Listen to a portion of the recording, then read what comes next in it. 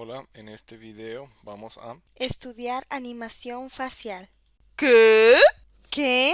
Animación facial. Este personaje lo hicimos en otro video con el Adobe gratis de MV Lab. Les dejo el link en la parte superior.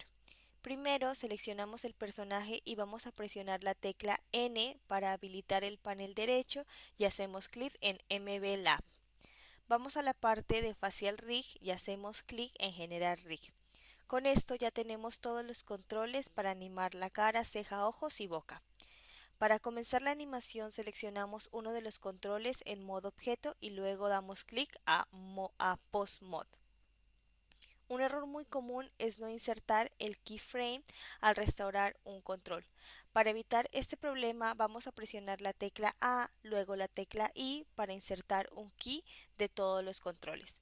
Todas estas letras están en inglés, así que debemos saber cómo se escuchan en inglés para saber cuál es el equivalente en español.